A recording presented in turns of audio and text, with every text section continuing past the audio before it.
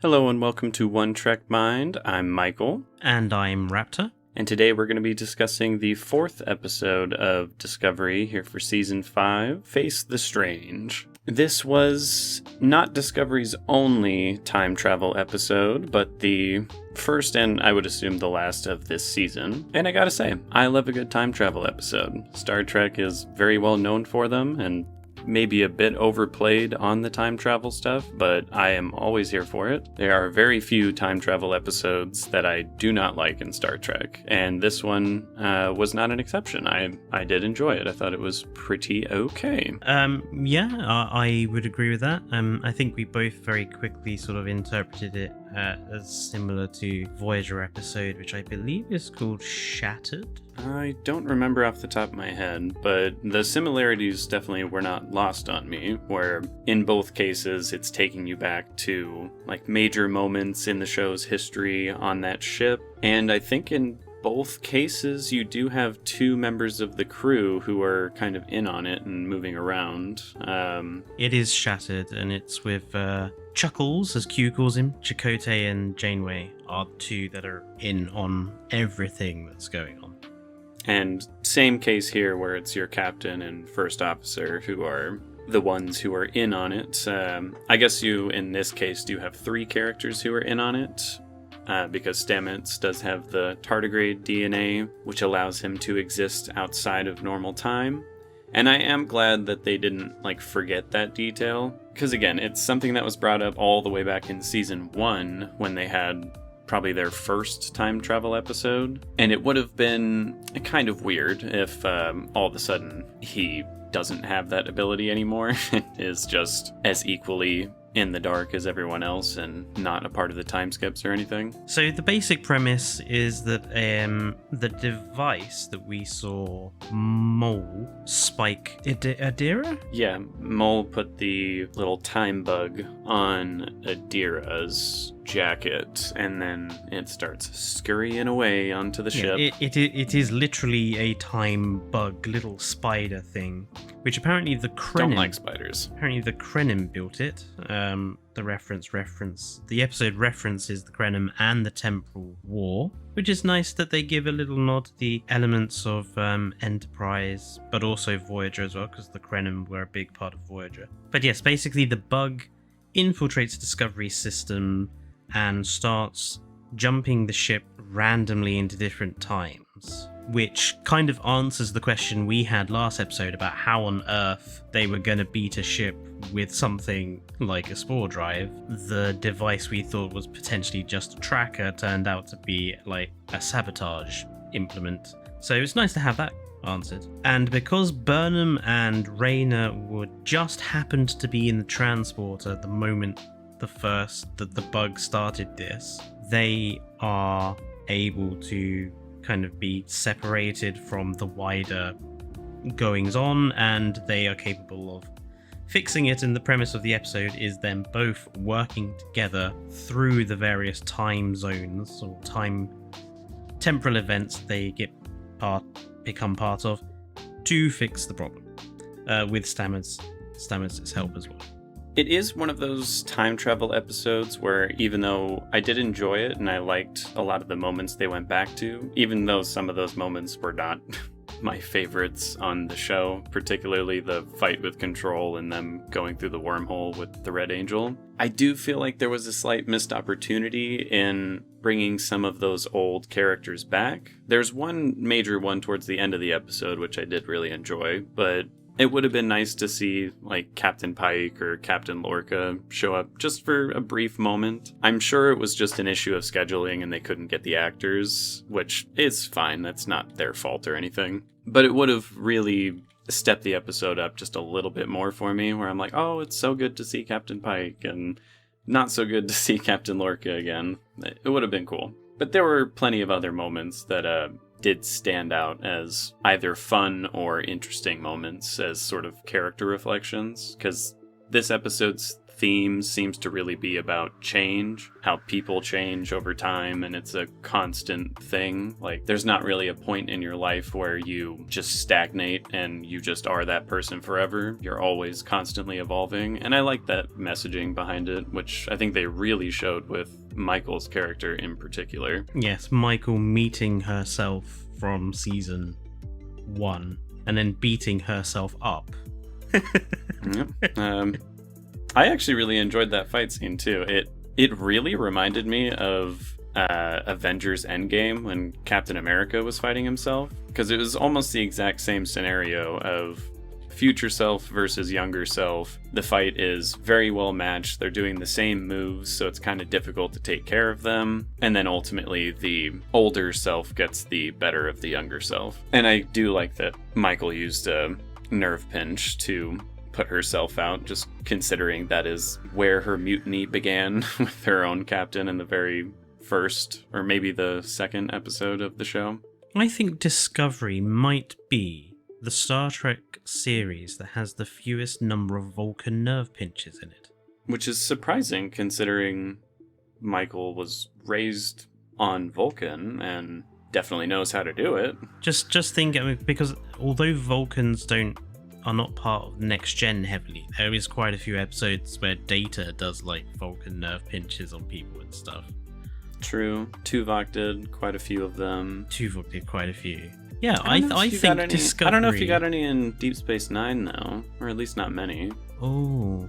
Because they don't really have a main character that's Vulcan in that show. True. And they fairly rarely came across them in episodes. I forgot about Deep Space Nine.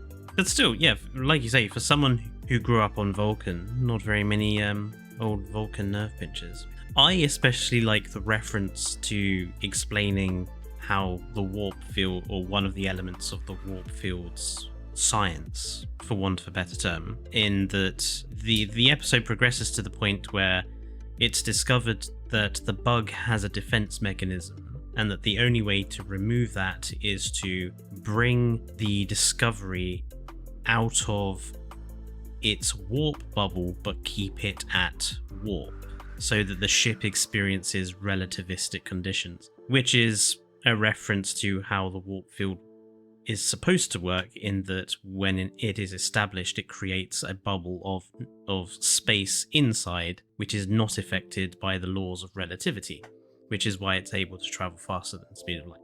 It was a little over my head, personally. I didn't quite understand the science or the technobabble. There was a few moments in this episode with...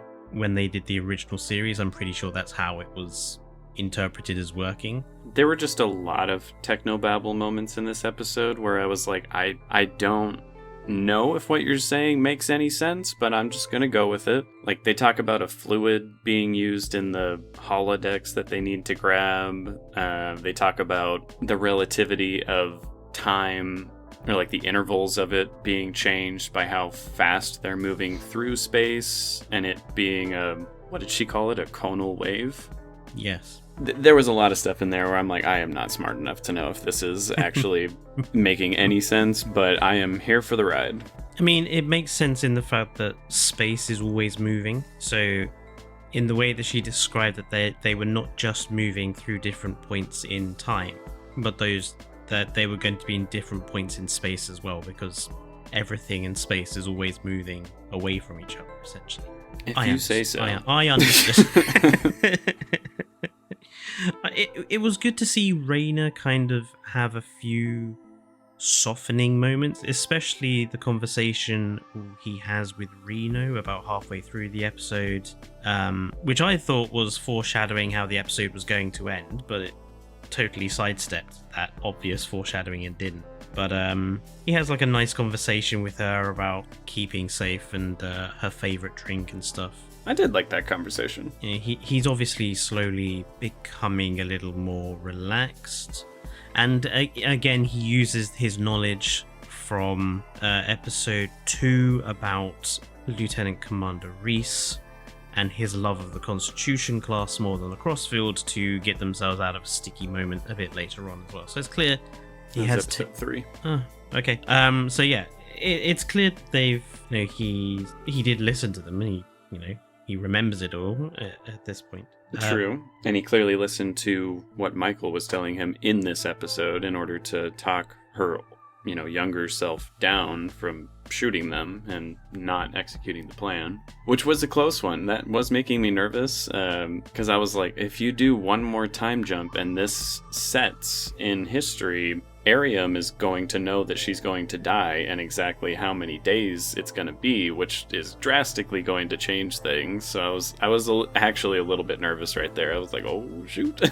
This could go real bad. There was a lot of playing fast and loose with the Temporal Prime Directive here, which is funny considering Burnham herself mentions the Temporal Prime Directive at the very beginning of the episode and then goes on to break it about half a dozen times. I mean, there was literally no other option there, though. No. They made it clear if they fail, it's pretty disastrous results, and the only way to get them to get the ship going at warp was for her to go talk to them about it. So I was willing to let that one go because, I mean, hey, all our favorite captains have broken the Temporal Prime Directive in pretty extreme ways. I mean, Sisko did. He met Kirk. Kirk definitely did a lot of times. Janeway did it to save her entire crew. Archer was literally the king of the temporal Cold War. So they've all done it a few times. Pike almost did it in Strange New Worlds. So yeah, I let her go for that. So there was some interesting information given, however, about halfway through the episode, which seems to give weight to the fan theory. The theory going around at the moment that Locke is possibly the first on-screen appearance of a Breen not in his tin can suit. The Discovery jumps 30 years into a future where apparently Mol and Locke succeeded in getting the technology from the progenitors and sold it to the Breen, who then uses it to destroy at least the Federation HQ, if not more. I would imagine more, considering the entirety of the Discovery crew is also dead, and Zora's just been kind of floating around on her own. I mean, as soon as they showed the Breen ship and even said, like, oh, that is a Breen ship, I'm like, now the theory that Locke is actually a Breen, it's starting to make a lot more sense. This could definitely be the case. And we've never seen them outside of their suits before, so he absolutely could be. There definitely wouldn't be breaking any canon by saying that that's what they look like. And he's very green, and we know the Breen love their green. I will say, showing the headquarters destroyed does make me a tidbit little nervous, though, because, again, the progenitor tech got me excited about the fact that this might not be like a universal ending threat, and then seeing it all destroyed like that, I was like, feels like we're kind of leaning into that territory again, which again, it's the final season. I wouldn't hate it if they did that, but I'm kind of hoping it's not as widespread as it's sort of implied by that scene. I mean, again, if the Breen are the one who gather it, it would make sense why they would go after Starfleet in particular. So I'm kind of hoping it's just that. I'm like, I don't want them to have destroyed like multiple worlds and multiple races and this and that. Although it kind of, I feel like they probably would, knowing what the Breen have done in the past in the Dominion Wars, so it does feel like we're leaning towards another universal ending threat, which is slightly disappointing to me, but again, it's the final season. I sort of expected it. And we still don't know too much. Like, they very clearly gave you a very minuscule amount of information from that 30 years forward. I mean, the Breen ship even being there, you don't know 100% that they are the ones who even did it. It's certainly implied that they did. And they theorize, like, oh, they must have sold it to the highest bidder, and that was the Breen. But, I mean, hey, maybe the Breen just showed up to help with whatever was going on and just couldn't for whatever reason. Like, there's definitely other options here, so I'm curious to see what they're going to do with that. But it did make me a little bit nervous. If this whole season, in fact, is going to dress the Breen up as our major antagonists. It would be nice to kind of know why. I mean, I kind of want more of an explanation than just here's random faction that you know of from other Star Trek shows. We're just going to make them the bad guys. Like what is the motivation of the Breen suddenly going after the Federation? Like, what's the point? Most of the other wars in Star Trek we've seen, there's been a reason for them. Even Discovery's Klingon War. I would almost disagree with that, because the Breen joining up with the Cardassians and the Dominion in DS9 is also never explained. It's just like, yeah, they kind of fucking suck. They chose the side that they assumed would win, and they want to expand their empire as much as humanly possible. If they once again are like, yeah, they haven't really forgiven us for us kicking their ass and putting them in their place, so now they want to expand again, I'd be like, that's a good enough reason. I would just like to get some confirmation as to what they look like, because it always frustrated me in DS9 that we never actually got to see them. Just them in their suits and, constant speculation as to what they actually look like. But thus far here in Discovery, it seems like we might have the answer to that with Locke. I would say this episode feels like a definite filler episode, and I don't mean that in a bad way. I think with a lot of modern TV shows now, they don't do very many good filler episodes. I know, thinking about Picard season 1 and 2 and 3, and also watching through The Walking Dead with you, it certainly felt like there were filler episodes in there that were not necessarily good. But some of Star Trek's more filler-y types of episodes, I think, are some of the best ones. And I would say the same about this. It definitely felt like a relatively filler episode, because the episode starts and ends in exactly the same place, them arriving at the coordinates and there being nothing there, and figuring out that reason and where Locke and Mol have gone is basically the end of the episode. Like, they literally say, well, let's figure out what's happened. So basically the episode starts and ends in exactly the same place. Nothing progresses on the main plot, so that by that, this is a filler episode, but it's a good one. I mean, yeah, we actually get to spend time with a lot of the characters that haven't really gotten too much to do in the past, or even in this season. Like I was telling you, this is basically Stamets' first big episode of the season where he actually gets plenty to do. And I liked his conversation with Raynor, basically saying the progenitor technology is something way beyond anything he's ever had to deal with or anything, and it does kind of freak him out. He's a little nervous about being able to rise to that challenge, which I'm sure he will, but I liked a lot of the character moments. We even got a pretty solid character moment with Arium, who, her death in season 2 felt fairly hollow to me, because you just didn't really spend any time with her except for the 2 episodes when she was already infected by Control, and it just didn't really ring as true as some of the other character deaths that have occurred in other media that I've seen. I was still, I guess, a little sad about it. She seemed cool. But here, actually got a decent scene with her and Michael where she explains to the crew, no, that sounds right. I definitely would sacrifice myself if there was no other option in order to protect you all. And I did enjoy that. Also got a little bit with, what is her name? Rena? Oh, Reno. I, again, liked both of her 2 scenes that you get. There's not much you ever get with her, unfortunately, but her scene with Raynor was actually pretty cute. I could see a genuine friendship blossoming there between the 2. They're both very stubborn people. I feel like they'd get along. And her other moment where she's just kind of jabbing at Stamets in one of the flashback moments. Also got more with Reese in this episode than we've probably ever gotten. Still not a whole lot, but again, it's nice to see more of the bridge crew just getting stuff to do, for once. And since this show is always at a breakneck pace, it was nice to get this slightly filler episode where you get to just take a moment, reflect on everything that's happened in the show before, get to know the characters a little bit. I really particularly loved the moment where Tilly says she loves Michael's hair with it all grown out. That was hilarious. Yeah, I mean, something I would say, seeing the old Discovery uniforms next to the current ones really does highlight how utterly awful those old Discovery uniforms were from season 1 and 2. Yeah. I genuinely like the ones that they have now. They're not my favorite, like Starfleet uniforms, but they're pretty good. I like them. And yeah, the old ones are just, they're so. I mean, that bad. Bit where Reese goes, "I work tactical now," and I was like, "Who the fuck would know? You just look like you're wearing blue to everybody." He's wearing yellow. Is he? Oh yeah. I guess in the past, Discovery, everyone is wearing blue. That's blue. true. And it was like, oh, we'll just change the stripe.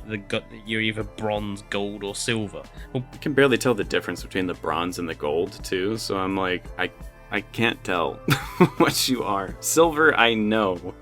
Well, no, that's not true, because Stamets is wearing silver on that uniform, and he's not in the science division. So is it silver for engineers and, like, operations? And is it bronze that are the scientists? I have no idea. I hate those uniforms. They're so stupid.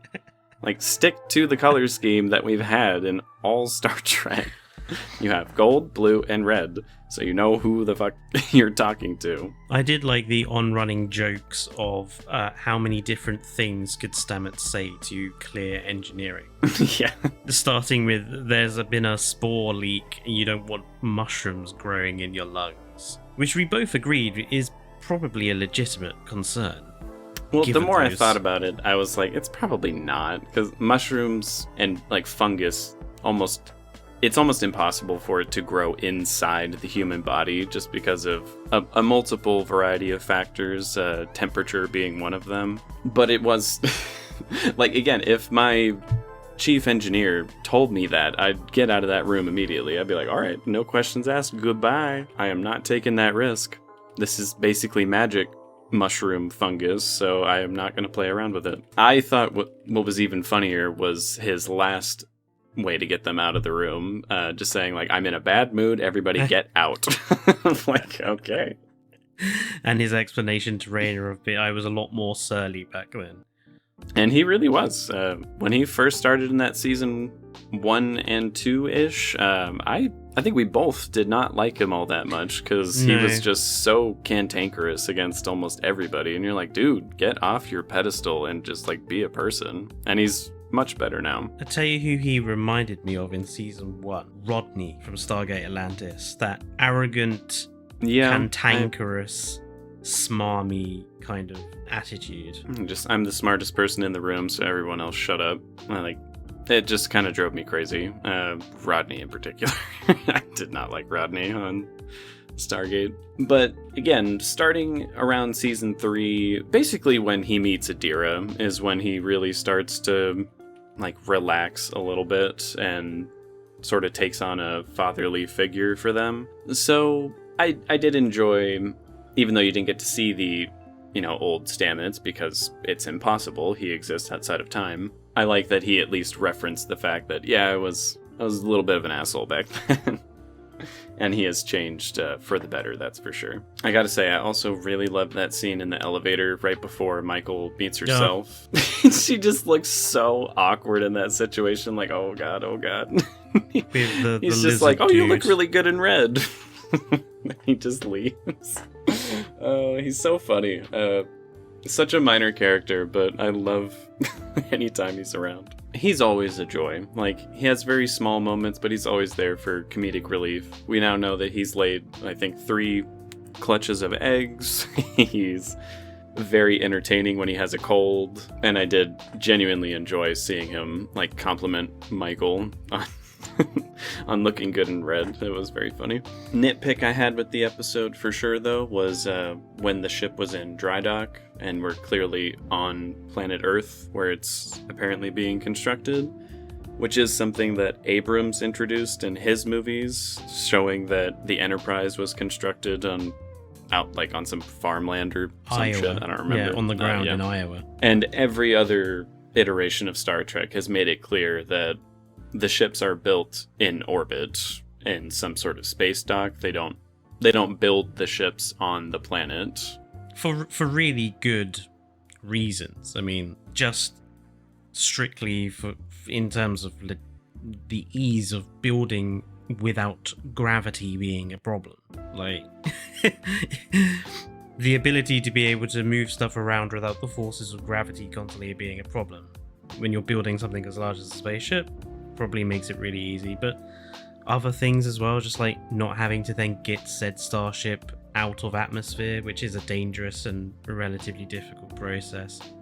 I'd say back in that time period as well, it was pretty impossible to do that. They make it clear, at least in the original show and in like Next Gen, like you can't really take this ship into the atmosphere. It's too big. It's not designed to do it. If you want to do that, you need to take a shuttle or you need to beam down to the surface. Again, it's kind of a nitpick. It's not one of those like, oh, it killed the episode for me, but it was a moment when I saw the Golden Gate Bridge. I was just like, it's not supposed to be there. It's not supposed to be there. And a really strange place as well to build it, within view of the Golden Gate Bridge. So that must be in San Francisco somewhere. Like, yeah, at least in the middle of a field in Iowa, if something explodes accidentally, at least it seems to be quite a way away from a populated area.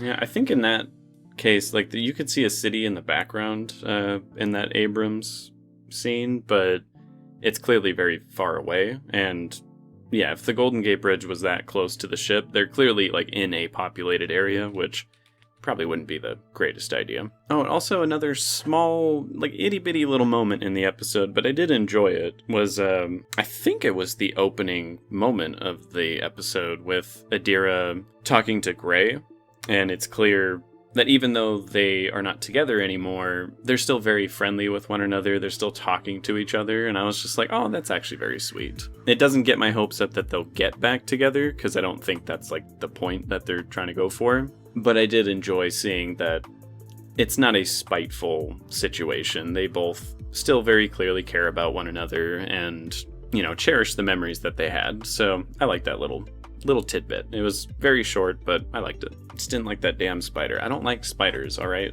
As soon as I saw it crawling around, I'm like, oh my god, what is it gonna do? I don't like spiders. I think you had the same sentiment as Stamets when he finally got the burned out Gizmo out of the conduit. It was like, I really wish I could have crushed you. I was in complete agreement with him there. I'm like, I sure do as well. I wish I could have just squashed that little shit. And I did feel kind of bad for Raynor having to be the one to destroy it, because his hand aged pretty bad. I'm like, ooh, that probably did not feel very good. That reminded me of Death Stranding, honestly, because that happens to a character in it where their entire body is exposed to like rapid aging and it's only their face that survives. I'm using they because I don't want to spoil it for anyone who hasn't played. And yeah, it's a pretty bad fate. At least here in Star Trek, you're able to go to sickbay and correct it pretty easily. But yeah, I'm sure that did not feel good. But yeah, I mean, apart from that, I don't think there's much else to say about this episode. It wasn't particularly complex, or there wasn't lots of multi-plot going on like last episode. It was just a fairly simple, typical Star Trek episode. Just a good old time travel episode. With a not over-the-top action sequence that was required, or, you know, nothing. Well, we did have two action sequences, and both of them were fistfights. But I didn't hate it. It's not like they were completely out of nowhere. Maybe it is a little out of nowhere, because when they go up against both, you know, Michael against herself, and when Raynor and Michael go up against the Orions, I kept thinking to myself, I'm like, why are you fighting them with your hands? Can't you just replicate a phaser, like, immediately? Just shoot them? Or is that only technology that's attached to their, like, tactical suits when they go on away missions? Another solid episode to this season. So far, there hasn't been an episode in this season that I genuinely disliked, so they're on a good track. I'm hoping they can keep it up in the final half, because we're almost halfway through. Next episode will be the midway point. I'm just a little nervous about the universal ending threat aspect when we saw Starfleet HQ. But we'll see what they do with it. But that's about it for us. Please like, subscribe, comment. It definitely helps us out. And that is all from me. And that's all from me.